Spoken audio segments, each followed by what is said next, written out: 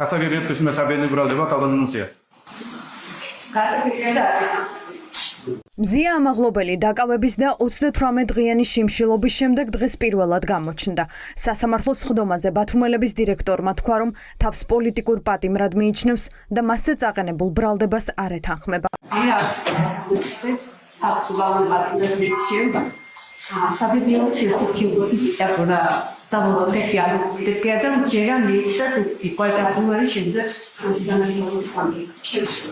ასე დაიწყო წინა სასამართლოს სხდომა, რომელზეც მხარეებს საქმეში არსებული მტკიცებულებების დასაშვებობაზე უნდა ემსჯელოთ, თუმცა სწორედ ამ დროს გაირკვა, რომ საქმე სულ სხვა მიმართულებით წავიდოდა.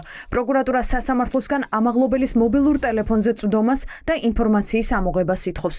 ამ მოთხოვნის საფუძველი ბრალდების მხარისთვის საქმეში მოულოდნელად გაჩნდა. დღეს გაირკვა, რომ ამ საქმეში დევს პოლიციელის პატაკი, თითქოს მზია ამაღლობელმა ირაკლი დგებუაძეზე თავდასხმა წინასწარ დაგეგმა. ჩემს ხელთ არსებული ინფორმაციის თანახმად მზია ამაღლობელის მიერ პოლიციელზე თავდასხმა წინასწარ იყო დაგეგმილი. რასთან დაკავშირებითაც თავდასხმამდე მზია ამაღლობელი მობილური ტელეფონის აპლიკაციით ესაუბრებოდა ამ ეტაპზე დაუდგენელ პირებს, რომლებთანაც ჰქონდა მიმოწერა და იღებდა ინსტრუქციებს. ასევე მიღებული ინფორმაციით მზია ამაღლობელის მობილურ ტელეფონში ინახება აღნიშნული კომუნიკაციის ამსახველი მიმოწერები, ხმოვანი შეთხობინებები და სხვა ელექტრონული ინფორმაცია. ამ პატაკის არსებობის შესახებ ამ დრომდე საჯაროდ ცნობილი არ იყო. გომელაურის უწყებამ პოლიციელი ვინც ამას დაწერდა 15 თებერვალს იპოვა, ამაღლობელის დაკავებიდან 1 თვის შემდეგ. პატაკიდან გამოგიყვით, რომ არ მოიცავს რაიმე ინფორმაციას იმის შესახებ, თუ საიდანაც ვლადიმერ ჩიტაიას ინფორმაცია პოლიციის თავდასხმის წინასწარ დაგეგმვასთან დაკავშირებით. რის შედეგადაც მივიღეთ ყოველგვარი შინაარსის, არგუმენტაციის და ელემენტარული სერიოზულობისგან დაცვის გამოგიყვით დონეს.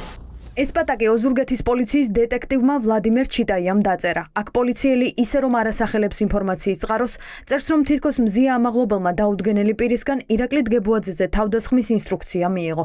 დაცვის მხარე ამ პატაკის მტკიცებულებად არ დაშვების შუამდგომლობას აყენებს. ადვოკატების არგუმენტები პატაკის შინაარსსაც ეხებოდა და უფლებრივ დარღვევებსაც ბრალდებულის ტელეფონზე წვდომის შემთხვევაში. მათ უჩნდებათ ეჭვი, რომ შესაძლოა პროკურატურას მობილურზე წვდომა სხვა სახის ინფორმაციის მიღებისთვის უნდა. ამ დეტექტივ ჩიტაიას ასე ვთქვათ, გონება გაუნაცდა 15 თებერვალს და მან დაინახა სადღაც რომელიღაც სიზმარში, რომ შესაძლოა თურმე თავდატონ მზიას ტელეფონით მიიღო ინსტრუქციები თავდასხმასთან დაკავშირებით. ხალი ეს სერიოზული არ არის, იმიტომ რომ ასეთი პოლიციელები ყოველთვის იქნებიან ვინც დაწერენ ასე პატაკს, ასეთი პროკურორები ყოველთვის იქნებიან ვინც გამოკითხავენ მე ამათ და უცებ ერთმას აღმოჩნდება, რომ თურმე გვაქვს გარემოებების ერთობლიობა და ყოველთვის აღმოჩნდება შემდეგ ისეთი მოსამართლე, რომელიც იტყვის, რომ ის რაც სინამდვილეში ერთია და თან არაკონსტიტუციურია და თან გაუშვებელია, თურმე ბევრი მტკიცებულება არის. აი ამ გარემოებასთან გვაქვს ამ საქმეში ადგილი. როგორ გაჩნდა საქმეში მოულოდნელად ვლადიმერ ჩიტაიას პატაკი, პირველებისთვის ცნობილია, რომ მას პროკურატურისთვის სასარგებლო პატაკები ამ დრომდე სხვა საქმეებშიც ბევრჯერ დაუწერია. დღეს პროცესზე ამაღლობელის საქმის სანქცირებული პროკურორი თურმანიძე არ გამოჩენილა. საქმეში გურიის პროკურორი მიხეილ დარჩია ჩაერთო. ადამიანი, რომელიც მხოლოდ მაშინ ჩდება, როცა პროკურატურა სჭირდება და სასამართლოს. ამ საქმეში 1 თვის მერე ჩიტაიას ვინ მიაწოდა ეს ინფორმაცია? ამას არის ცნობ. არა მარტო. არის ცნობ. პირველად ნახე. ოზურგეთის პროკურატურის საქმეში ეს ოპერი როგორ აღმოჩნდა გეკითხებით, რა თქმა უნდა, როგორ აღმოჩნდა? პატაკი და რა 15 თებერვალს მიიღო პატაკი? 15 თებერვალს მიიღო თქვენმა მუდმივმა მოწმე პატაკი? ბრალდების მხარე მზია ამაღლობელის მობილურზე წვდომას ასეთი არგუმენტით ითხოვს. პროკურორი მოსამართლეს ეუბნება, რომ უმეტესად პოლიციელებს თავს კაცები ესხმიან. ამაღლობელის შემთხვევა კი განსხვავებულია და საჭიროა მისი ტელეფონის ექსპერტიზა.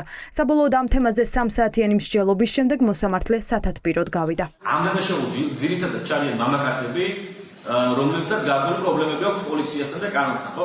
მოცემულ შემთხვევაში აი ამ საქმის ინდივიდუალური ფაქტობრივი გარემოების გათვალისწინებით და დანაშაულებული ქმედების ხასიათის გათვალისწინებით, ასევე ბრალდებულის პიროვნების გათვალისწინებითაც, აი ამ საქმის გარემოებათა ერთობლიობით, ამ ოპერატიული პატაკის შინაარსის გათვალისწინებით, ეს აბსოლუტურად საკმარისი იყო დასაბუთებული ვარაუდისთვის, რომ აი მსგავსი ექსპერტიზა ჩატარებული იყო იმ დანაწესებით, იმ შემზღუდავი მექანიზმებით, რაზეც მე უკვე ვისაუბრე. მზია ამაღლობელის საქმის განხილვას ესწრებოდა ქართული მედია, საფრანგეთის ელჩი და სხვადასხვა ქვეყნის დიპლომატიური სამსახური.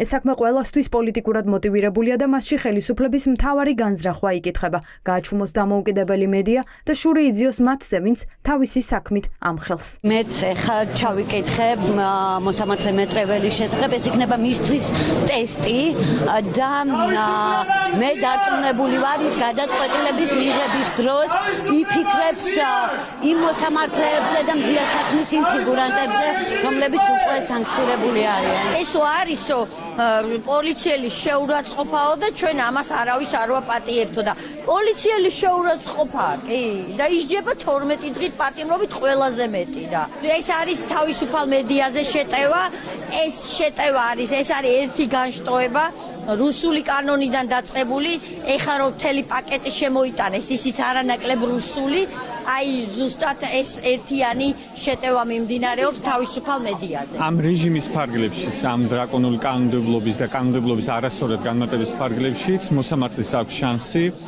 მანტიაც დაიცვას, ღირსება დაიცვას, რაც ყველაზე მთავარია ქვეყნის კონსტიტუცია. ამიტომ ამ რეჟიმის ფარგლებშიც უნდა გათავისუფლებული იყოს მზია. მოსამართლე, რომელიც ამ საქმეს განიხილავს, ვიქტორ მეტრეველია. მან მანტია 2 თვე ნახევრის წინ მოირგო. ეს მისი პირველი რეზონანსული საქმეა.